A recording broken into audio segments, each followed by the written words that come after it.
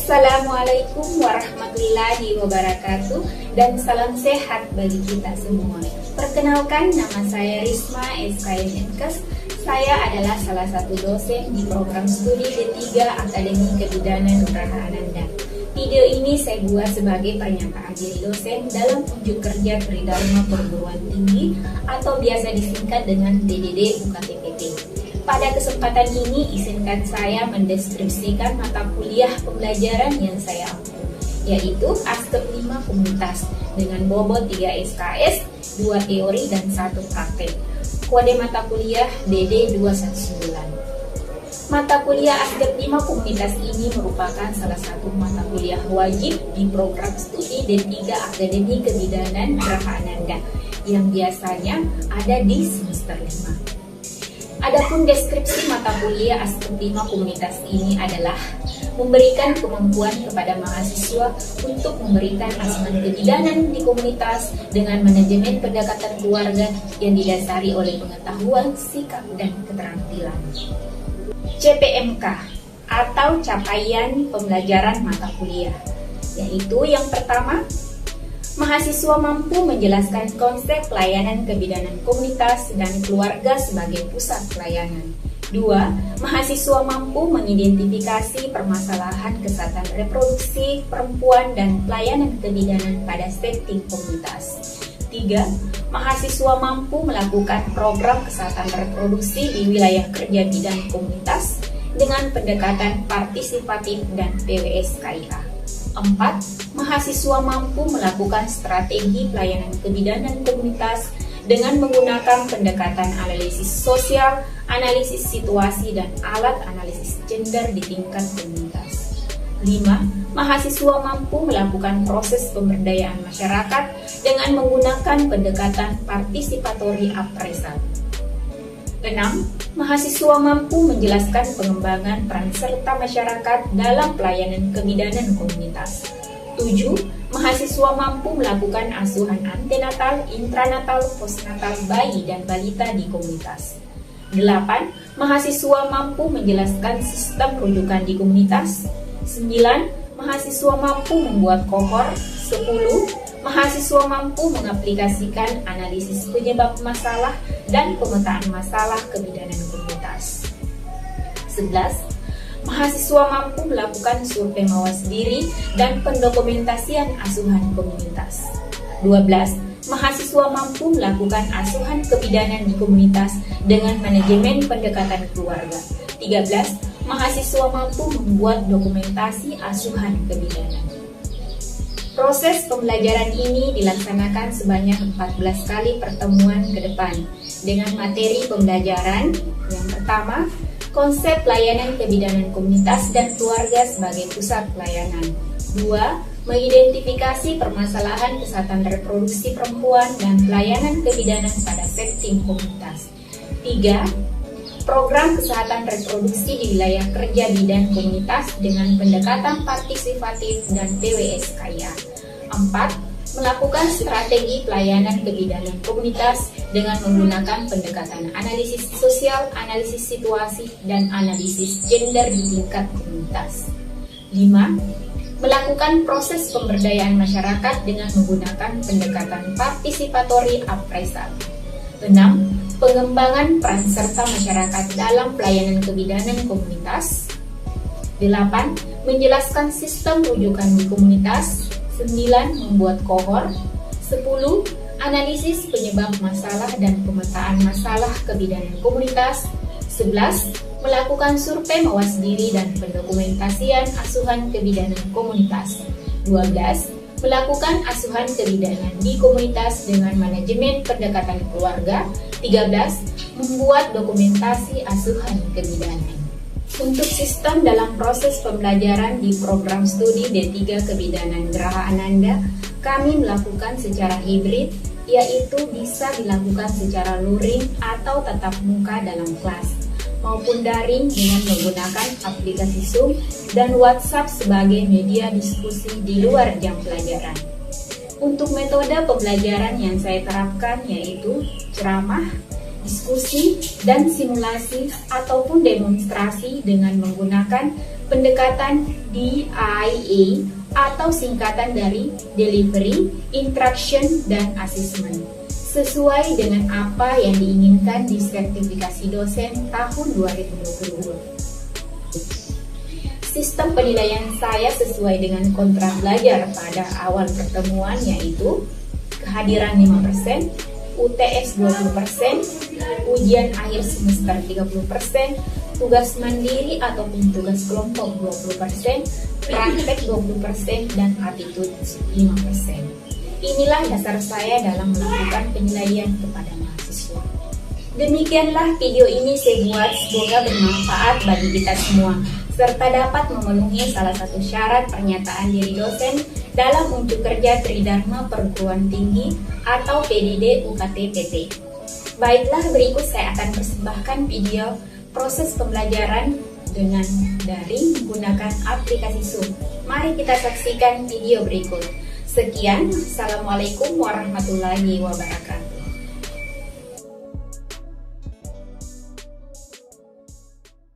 Syukur alhamdulillah. Assalamualaikum warahmatullahi wabarakatuh. Puji syukur kehadirat Allah Subhanahu wa taala, di mana pada hari ini kita masih diberi waktu, kesehatan dan kesempatan guna melanjutkan proses belajar mengajar, walaupun hanya melalui via daring, tapi itu tidak mengurangi tujuan atau makna pembelajaran kita pada hari ini, ya. Mengingat karena hari ini atau pada saat ini masih dalam masa pandemi, ya, jadi kita belum bisa bertatap muka seperti yang minggu-minggu sebelumnya. Baik, Ibu akan share materinya ya. Ya, jadi pada topik pada kali ini Ibu akan membahas asuhan antenatal, intranatal, postnatal bayi dan balita di komunitas. Sebelumnya saya ingin bertanya kepada adik-adik semua bahwa hari ini adalah pertemuan yang keberapa? Coba ketua tingkatnya mana pertemuan keberapa pada hari ini? Yang ke-9, Ibu. Ya, 9. Bagus sekali ya. Berarti adik-adik sudah masih mengingat ya jadwal pertemuan kita. Baik, sebelum Ibu masuk ke materi, terlebih dahulu Ibu akan membacakan capaian mata kuliah dan subcapaian mata kuliah. Adapun capaian pembelajaran mata kuliah melakukan asuhan antenatal, intranatal, postnatal, bayi dan balita di komunitas. Nah, subcapaian pembelajaran mata kuliah ini adalah asuhan antenatal di komunitas, asuhan intranatal di problem basic komunitas, dan persalinan di learning rumah. Kemudian yang ketiga, asuhan ibu postpartum di problem basic komunitas dan kunjungan learning di rumah. Yang keempat, asuhan bayi baru lahir di komunitas dan kunjungan learning rumah. Nah, sekarang kita masuk ke asuhan antenatal di komunitas. Ya, apa itu asuhan antenatal di komunitas?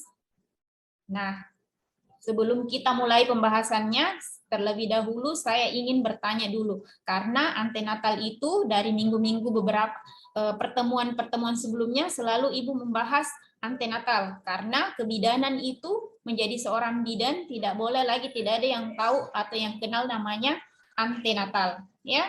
Jadi coba apa itu antenatal? Ada yang bisa jawab apa itu antenatal? Ya, Jusna mungkin bisa jawab antenatal itu apa? Antenatal itu pemeriksaan kehamilan. Iya, antenatal adalah pemeriksaan kehamilan. Nah, kita lihat pembahasannya. Nah, antenatal ya adalah pemeriksaan kehamilan, ya, betul sekali tadi yang dijawab oleh Jusna. Nah, apa itu pemeriksaan kehamilan? Ya, pemeriksaan kehamilan itu tentunya dilakukan oleh tenaga kesehatan. Nah, menjadi pertanyaan, siapa di sini yang dimaksud tenaga kesehatan? ya, tentunya adalah seorang dokter spesialis kandungan, dokter umum, bidan ataupun perawat. Nah, tujuan dilakukannya antenatal untuk apa? Untuk mengoptimalisasi kesehatan fisik ibu hamil sehingga masa persalinan, nifas, dan persiapan kesehatan reproduksi secara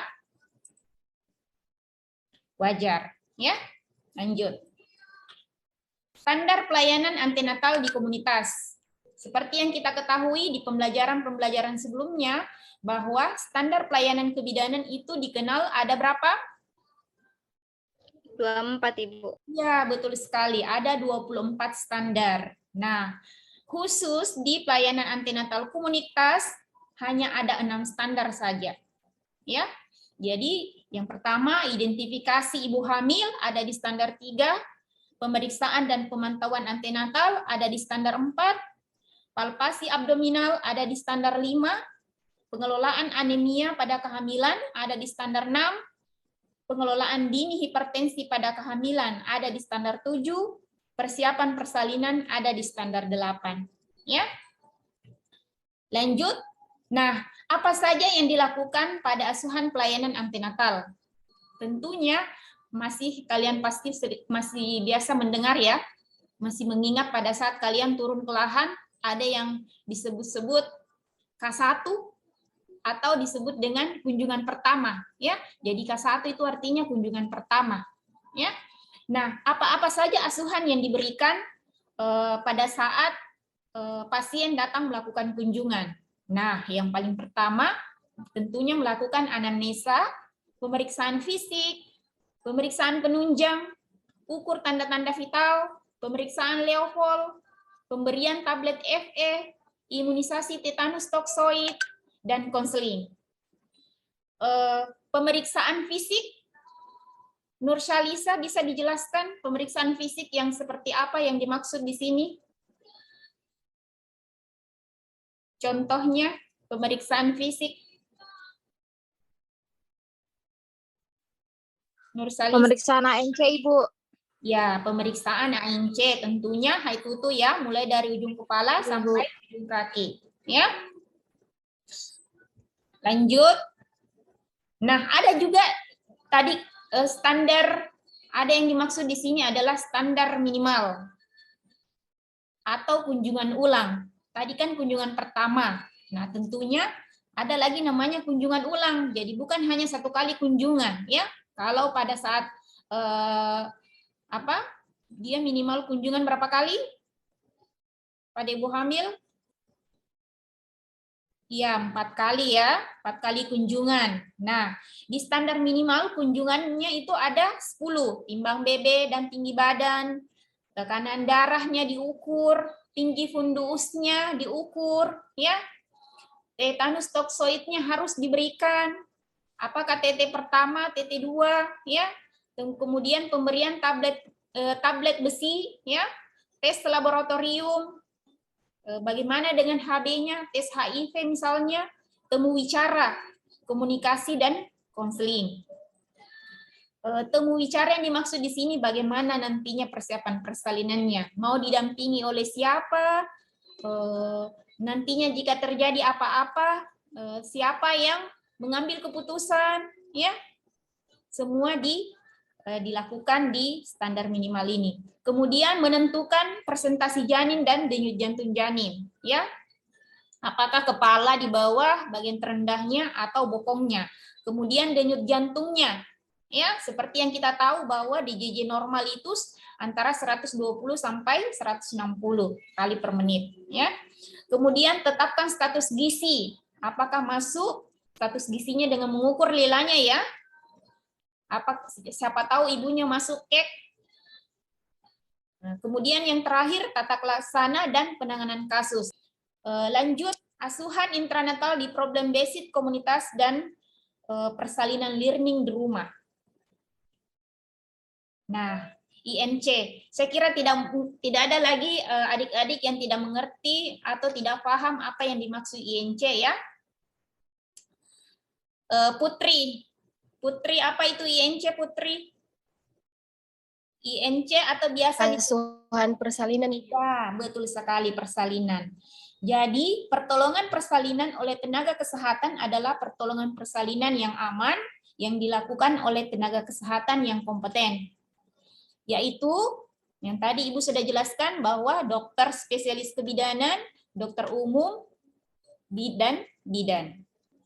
Kemudian dengan memberikan asuhan intranatal yang tepat dan sesuai dengan standar diharapkan dapat menurunkan angka kematian ibu dan bayi. Nah, tujuannya untuk apa? Tentunya memastikan persalinan yang telah direncanakan, memastikan persiapan persalinan bersih, aman, dan dalam suasana yang menyenangkan. Ya, tentunya contohnya menjaga privasi pasien, itu kan membuat pasien merasa nyaman pada saat mau melahirkan. Jadi bukan ditonton oleh beberapa orang di situ dia melahirkan. Kemudian mempersiapkan transportasi serta biaya rujukan bila diperlukan. Ya, jadi contohnya ini seperti ibu-ibu yang mau melahirkan yang tidak memiliki jaminan kesehatan ya. Lanjut. Nah, di asuhan persalinan tentunya tidak asing lagi yang selalu Ibu bahas kala 1, kala 2, kala 3, kala 4. Ya. Nah, di kala 1 itu apa? Memberikan asuhan pelayanan yang memadai dalam pertolongan persalinan dengan konsep asuhan sayang ibu. Jadi tidak ada lagi bidan-bidan yang marah-marah sama pasien. Ya. Kemudian di kala 2, memastikan proses persalinan aman, baik untuk ibu maupun bayinya. Ya.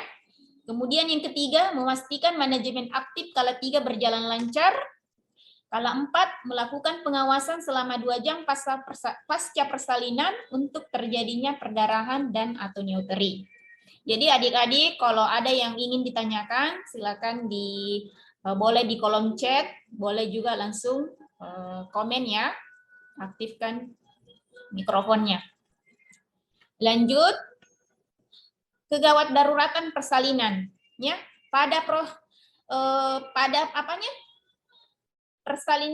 persalinan merupakan proses pada dasarnya ya, persalinan itu merupakan proses yang alamiah ya, tetapi tidak menutup kemungkinan bisa saja terjadi hal-hal yang tidak abnormal ya. Contohnya seperti apa? Di kala 2 contohnya distosia bahu. Nah, bisa saja datang dengan diprediksi bisa lahir, tetapi pada saat melakukan pertolongan persalinan ya ternyata distosia bahunya tidak bisa lahir ya, otomatis itu masuk adalah kasus kegawat daruratan. Nah, bagaimana caranya menyikapi kasus seperti ini? Dan yang paling pertama adalah jangan pernah menunda untuk melakukan rujukan. Rujuk bila terjadi fetal distress. Apa itu fetal distress? Gawat janin, ya. Lanjut. Nah, sekarang kita masuk di asuhan ibu nifas di problem basic komunitas dan kunjungan learning di rumah. Asuhan postnatal di komunitas. Asuhan ibu postnatal atau postpartum adalah suatu bentuk manajemen kesehatan yang dilakukan pada ibu nifas di masyarakat. Ya. Pemberian asuhan secara menyeluruh tidak hanya kepada ibu nifas, akan tetapi pemberian asuhan melibatkan seluruh keluarga, ya, melibatkan seluruh keluarga dan anggota masyarakat di sekitarnya. Lanjut, tujuan asuhan postnatal. Nah, tujuan pemberian asuhan postnatal memulihkan kesehatan ibu nifas. Jadi jangan anak-anak, adik-adik berpikir bahwa ibunya sudah melahirkan, jadi kita tidak perlu memperhatikan lagi. Jadi jangan dianggap remeh ya. Di asuhan masa postnatal juga itu memiliki asuhan, ya, yang bertujuan memulihkan kesehatan umum ibu nifas, mempertahankan kesehatan psikologinya, mencegah infeksi dan komplikasi, memperlancar pembentukan ASI. Nah, ini biasa yang banyak masalah ya, pembentukan ASI. Biasanya terjadi bendungan ASI di masa postnatal, ya. Artinya bidan harus berperan aktif. Mengajarkan cara perawatan mandiri ibu dan bayi sampai nifas selesai. Contohnya, ajarkan mereka pada ibunya perawatan tali pusat. Kalau dia sudah di rumah, kan kalau dia di rumah sakit atau puskesmas dibantu oleh bidan. Tapi bagaimana kalau di rumah? Ya.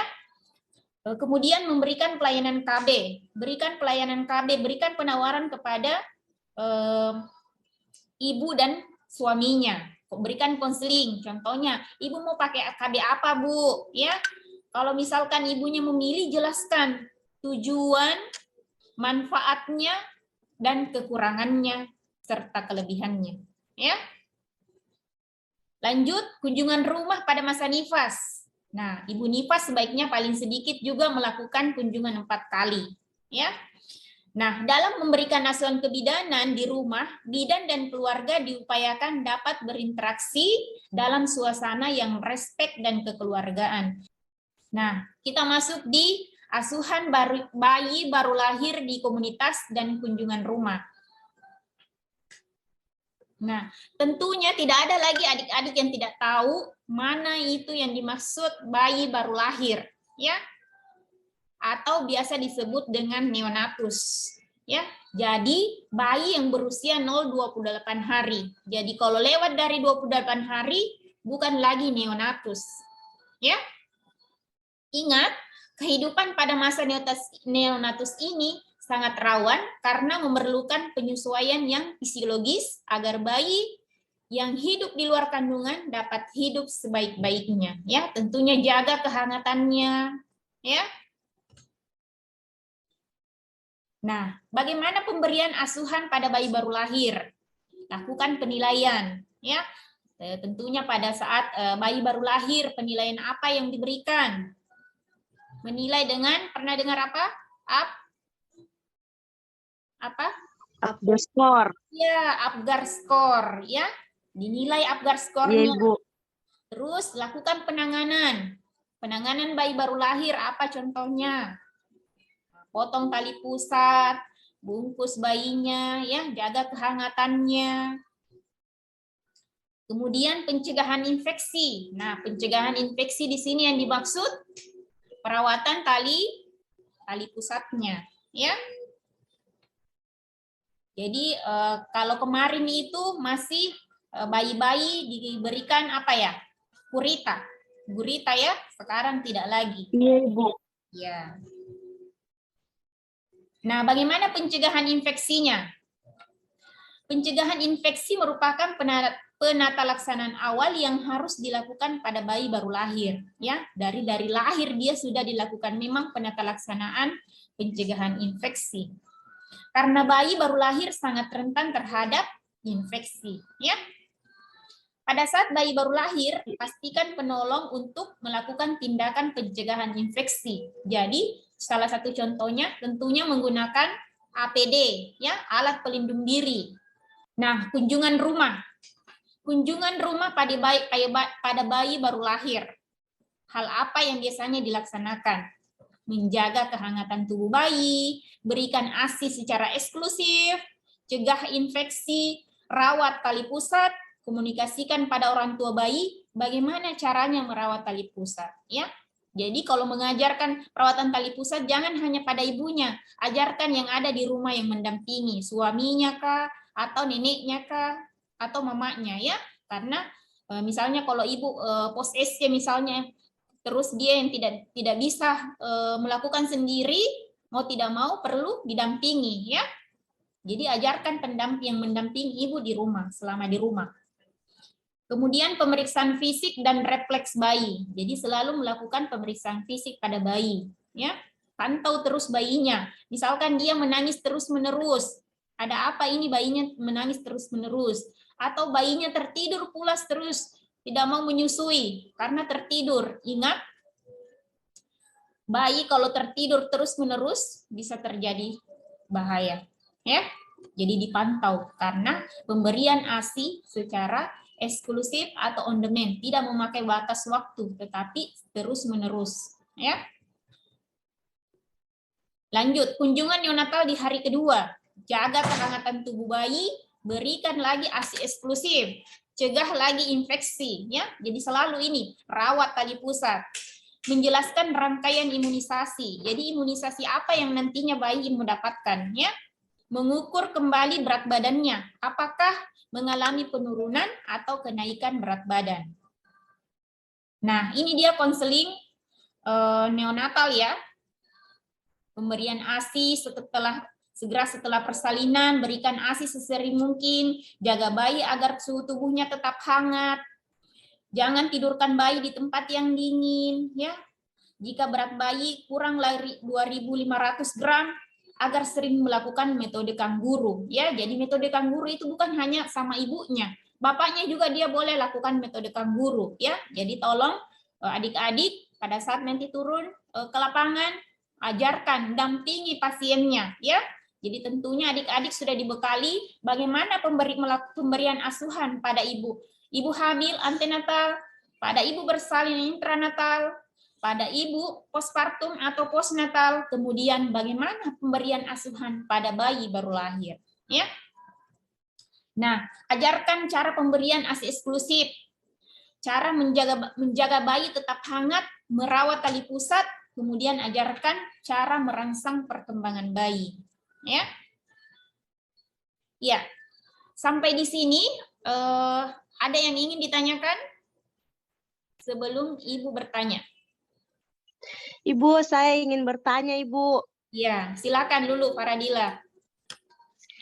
Ibu, Assalamualaikum warahmatullahi wabarakatuh. Sebelumnya saya ingin bertanya kepada Ibu. Jadi kita kan, misalnya kita sudah jadi seorang bidan, Ibu. Bagaimana sih cara mempertahankan kesehatan psikologis pada pasien postnatal? Karena kan biasa bidan berbeda-beda cara penanganan psikologisnya itu. Jadi kalau menurut Ibu seperti apa cara penanganan yang bagus dan tepat untuk masalah psikologis postnatal pada ibu hamil, pada ibu tersebut? Terima kasih, Ibu. Ya, baik. Pertanyaan Lulu Faradila sangat bagus ya. Jadi bagaimana penanganan psikologis pada ibu-ibu postpartum? Biasa kalian dengar ibu yang mengalami baby blues ya. Nah, baby blues itu terjadi masa-masa postpartum. Apalagi jika ibu-ibu yang apalagi ibu-ibu yang sudah tidak menginginkan kehamilannya ini lagi, ya. Misalnya kehamilan yang tidak diinginkan, ya, sudah tidak mau lagi mempunyai anak, tiba-tiba hamil lagi, memiliki anak lagi, atau umurnya yang masih muda, belum cukup untuk kesiapan psikologisnya menghadapi bayi yang tadinya tidur nyenyak sebentar setelah melahirkan 5 menit atau 1 jam menangis lagi bayinya, dia harus bangun lagi. Nah, bagaimana menyikapi hal seperti itu? Nah, tentunya yang harus kita bidan yang harus mendampingi ibu hamil ya, dan memberikan dukungan kepada ibu postpartum tersebut, mendampingi, kemudian suaminya juga diajak konseling, ya. Jadi tolong Bapak berikan perhatian yang ekstra kepada ibu ini, ya. Sepertinya dia membutuhkan perhatian khusus, ya. Seperti itu mungkin Lulu Faradila. Ada lagi yang ingin bertanya? Ya, kalau tidak ada lagi yang mau bertanya, saya ingin bertanya kembali kepada anak-anak. Pemberian imunisasi tetanus toksoid pada ibu hamil, ya, tentunya antenatal, dia datang kunjungan antenatal itu berapa kali diberikan? Ada yang bisa jawab? Ya, Jusna mungkin bisa jawab. Ada berapa kali, Nak? Kali, Bu. Ya, 2 kali ya. 2 kali pemberian tetanus toksoid dengan jarak 1 bulan, ya. Kemudian satu lagi pertanyaan terakhir sebelum Ibu akhiri perkuliahan ini. Coba Nadia Alwi. Apa tadi intranatal care? Asuhan persalinan, Ibu. Ya, bagus sekali. Artinya anak-anak, adik-adik semua ini menyimak ya. Oke, sekian mungkin dari saya. Mengingat karena waktunya sudah habis, saya ucapkan terima kasih atas partisipasinya. Wabillahi taufiq wal hidayah. Wassalamualaikum warahmatullahi wabarakatuh. Terima kasih. Waalaikumsalam warahmatullahi warahmatullahi wabarakatuh. wabarakatuh.